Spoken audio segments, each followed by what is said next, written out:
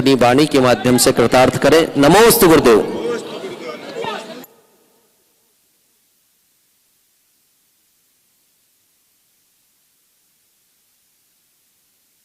ओम नमः सिद्धेभ्यः। अहिंसा परमो धर्म की। आचार्य गुरुवर श्री ज्ञान सागर मुनि महाराज की।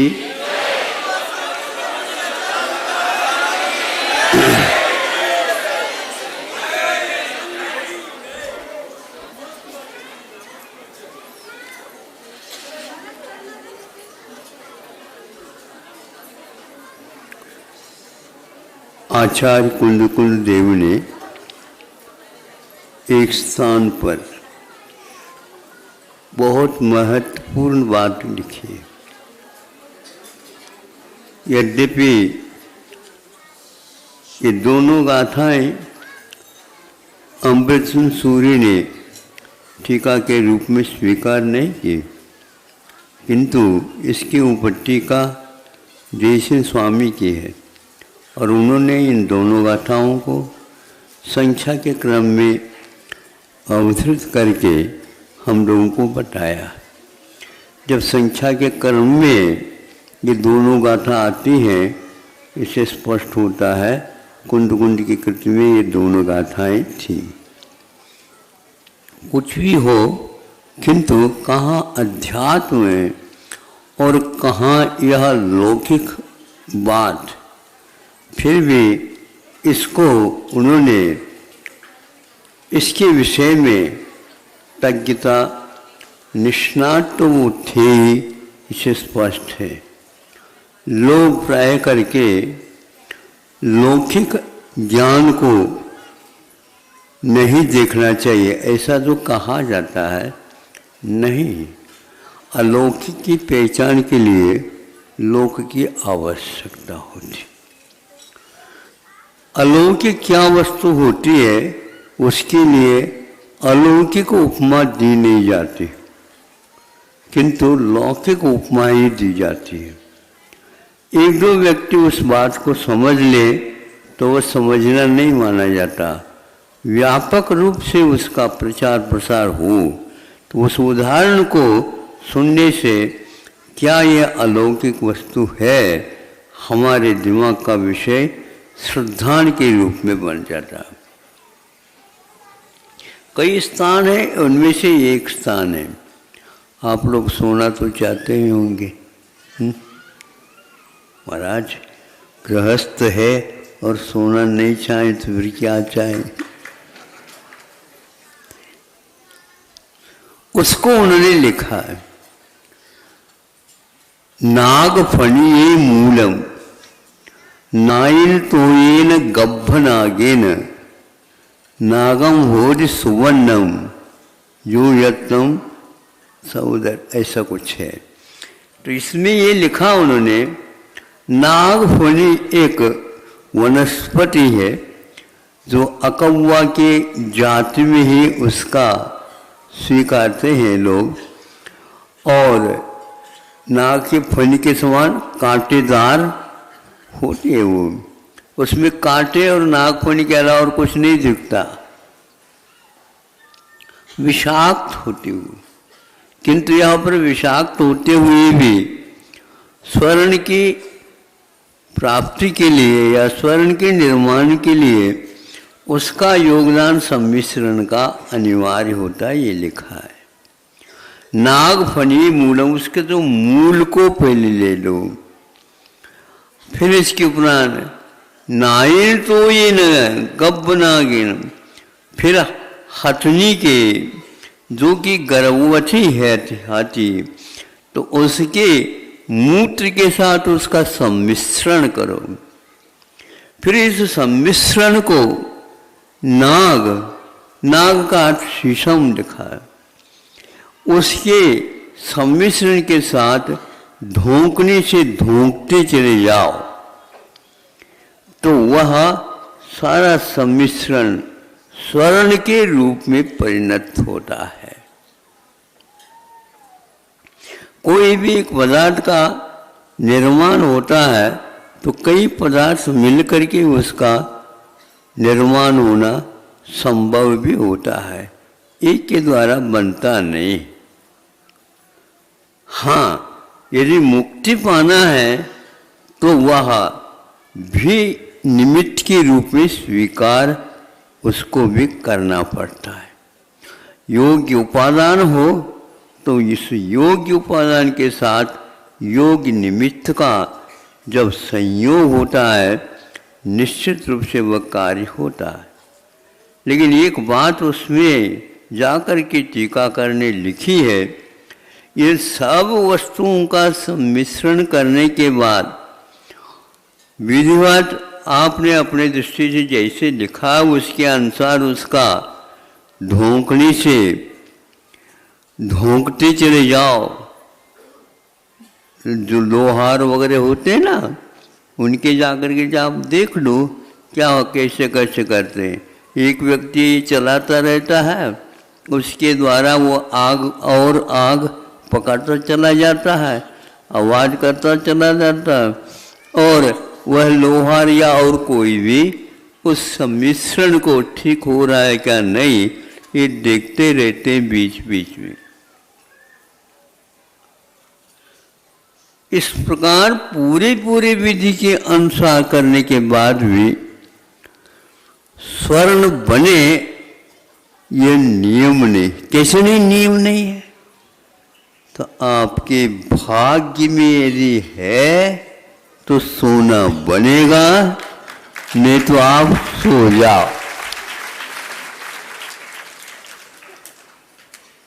जब इस बात को रसायन शास्त्र में लिखा गया है फिर भी उसको हम तब हाँ कहेंगे जब हमारे पास भाग्य हो। उसी प्रकार आप केवल ऊपर से मुनि बन जाए इससे कोई नियामक नहीं है कि आप मुक्त हो जाए।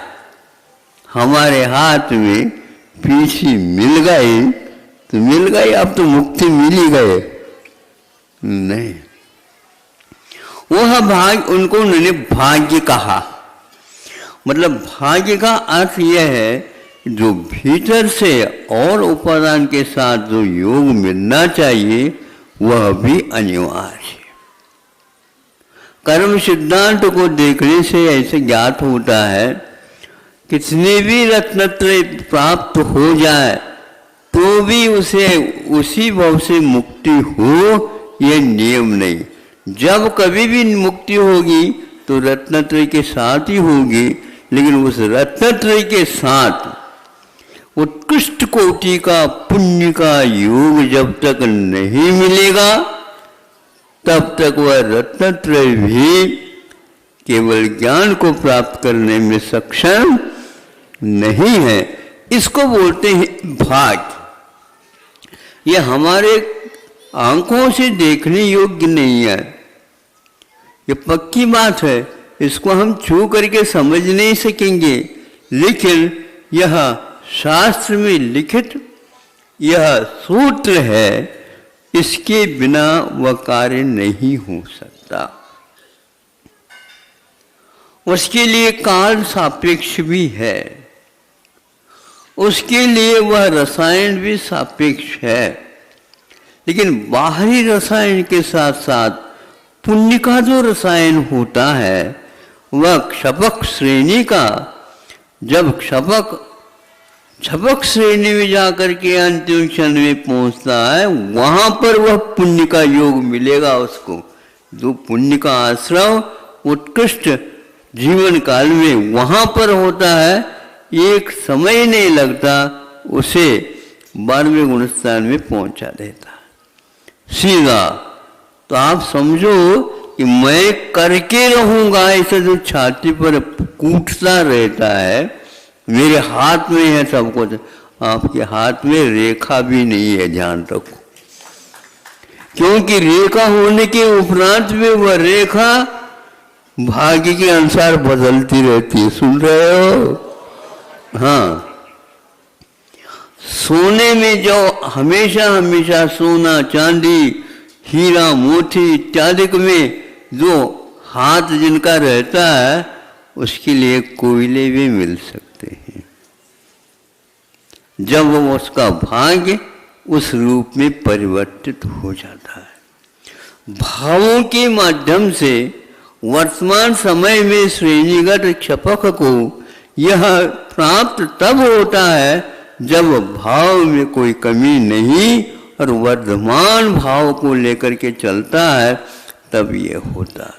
यहाँ और कोई भी उदाहरण दे सकते नहीं, यह रसायन शास्त्र का सूत्र है और यह सूत्र को वो जानते थे, लेकिन कुंद कुंद को सोना इष्ट नहीं था। किंतु उन्हें उस सोने से भी बहुमूल्य वस्तु यदि कोई है तो वह रत्नत्रय के माध्यम से मिलने वाली मुक्ति है या कर्म की निर्जरा।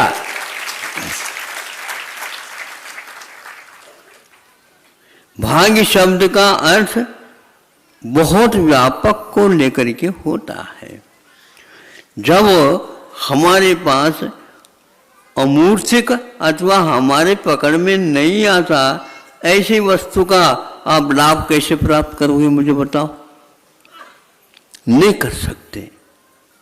हाँ, जैसे सीप में वह जल पहुंच जाए, कौन सा स्वाति का होना चाहिए, लेकिन स्वाति का नक्षत्र हो और उस समय वह ऊपर से गिरा हो, अब वह भी समुद्र में गिर गए तो सीप में गिरना चाहिए। अब सीप में गिरने के उपरांत वह सीप खुला ही रह गए तो नहीं, उस सीप को जब वह उसके पेट में बूंद पहुंच गई स्वाति नक्षत्र का, तो उस समय वह बंद हो जाता है, और बंद ही रह जाए तो वो खुले नहीं तो नहीं होगा। तो ये सारे जो कारण है, ये कारण हमारे पकड़ में नहीं आते, लेकिन सिद्धांत में तो यह है। कुंद कुंद ने भी इस प्रकार के स्वर्ण बनाने का विधि का जो ग्रंथ होता है उसका अध्ययन किया होगा, लेकिन जब तक उनको स्वर्ण चाहिए तब तक किया होगा ये। लेकिन बाद में उन्होंने समय सार में जो लिखा है वो केवल हमें समझाने के लिए, सुनाने के लिए कहा, भाग्य के अर्थ को बताने के लिए ये कहा। यूं सामान्य कह देते तुम्हारा भाग्य हो तो मुक्ति मिल जाएगी, ऐसा नहीं। तुम्हें रत्नत्रय के आधारभूत दिगंबरत्व को स्वीकार करना पड़ेगा, और दिगंबरत्व के साथ जो चर्या बताई गई उस चर्या को प्रतिक्षण आस्था के साथ करना पड़ेगा। हमारे पास आस्था है क्या नहीं ये तो भगवान जाने, भगवान ही जानते हैं, आप कुछ नहीं जानते, लेकिन उसके ऊपर विश्वास हो तो ये निश्चित बात है। श्रावक आपसे आगे बढ़ सकता है।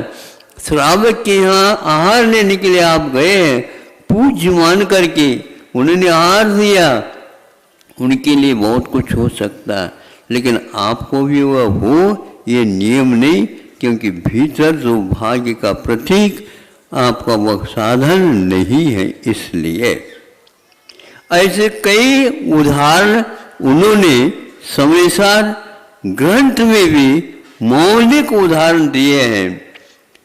उदाहरण के माध्यम से परोक्षभूत जो हमारा विषय है वह समझ में आ जाता है, और समझ में आ जाता है, भेद विज्ञान हो जाता है, तो सम्यक दर्शन हमारा बलवान हो जाता है। बलवान होने के उपरांत भी थोड़ी सी कमजोरी रह जाए तो भी वह काम चल नहीं सकता। बेटा थोड़ा सा और तुम्हें प्रतीक्षा करनी होगी। कितनी प्रतीक्षा करना है? तो करना जितना करना है तो उतना तो करना ही है, उसके बिना तो बनेगा ही नहीं। अब आप ऐसे ऐसे कहते रहते हो, हाँ हाँ घिसते जाओ और देखते जाओ, घिसते जाओ और देखते जाओ। जब वह घिसना वस्तुतः पूर्ण हो जाता है, उस समय इसका रंग अपने आप में अलग होगा। एक सेकंड भी नहीं लग सकता सोना बनने में, किंतु वह घिसने का क्रम में गलतियां हो गई तो बैठ जाओ गलते हुए, मिलने वाला नहीं। श्रम बेकार नहीं जाता, लेकिन श्रम विधिवत हो तो साकार होता है। इसी प्रकार बार बार प्रचार करने वालों,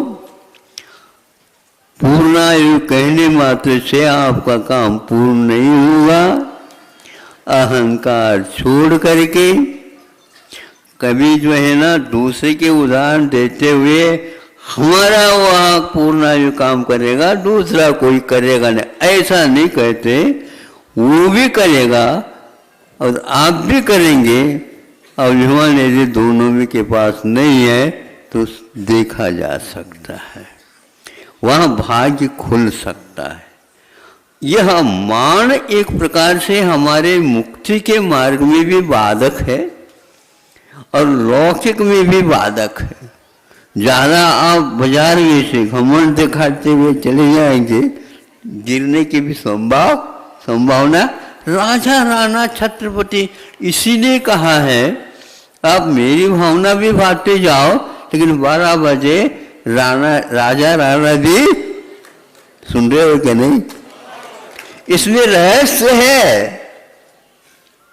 यानी राजा रंक हो सकता है और रंक राजा हो सकता है और राजा महाराजा भी हो सकता है और रंक भी अकलंक हो सकता है। हमें उस अकलंक बनने की, महाराजा बनने की, वो भाग्य को हम सराहते रहे, लेकिन भाग्य में होगा तो होगा, रो क्यों रहे हो फिर? हाँ, भाग्य है हमारे, ऐसे छाती क्यों फुला रहे हो? आप अपनी विधि के अनुसार कार्य करते जाओ। क्यों ये हमारे शब्द अच्छे नहीं लग रहे? बहुत अच्छे लग रहे महाराज, क्योंकि हम ऐसे ही करते रहते।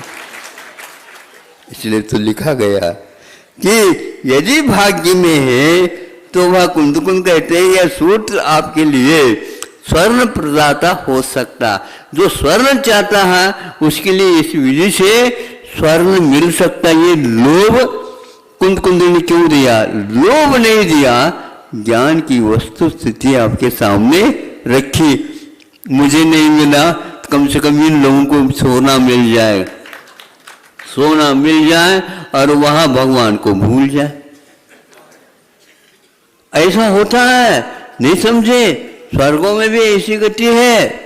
स्वर्गों में सभी लोगों को भगवान याद आ जाए नहीं, चैतालय घर का है, सुन रहे हो क्या नहीं? वहां पर सार्वजनिक मंदिर जाने की कोई आवश्यकता, ये उन्होंने बनवाए, इन्होंने बनवाए, इन्होंने बनवाया, नहीं बनवाए किसी ने नहीं। स्वर्ग में अकृत्रिम है और आपके लिए विमान रहेगा, उस विमान में अकृत्रिम चैत्यालय रहेगा। लेकिन भगवान की ओर दृष्टि नहीं जाती। भगवान की दृष्टि में तो हम हैं, लेकिन हमारी दृष्टि में भगवान नहीं, तो क्या करें? वैसे दिखते नहीं वो भगवान, लेकिन देखने वालों को ही दिखती है। इसलिए हमारा कहना है कि हमारा बार बार न लगा करके इसको इसी प्रकार करो। आपका जो योगदान दिया जा रहा है इसके द्वारा लाखों जीवों के लिए आरोग्य की प्राप्ति होने वाली है। इसमें आप लोगों का भी योगदान है, हो सकता है। केवल पैसे झन आवाज दिखाने से नहीं होता, उससे एक प्रकार से झुंझुनी चढ़ जाती है। झुंझुनी तो मानते हो? हाँ बिल्कुल, उस धन के माध्यम से मस्तिष्क में झुंझुनी आ जाती है, तो फिर करने योग्य कार्य नहीं कर पाएगा। भगवान से हम प्रार्थना करते आपके दिमाग में झुंझुनी कभी भी न आए। ऐसा परमोधन।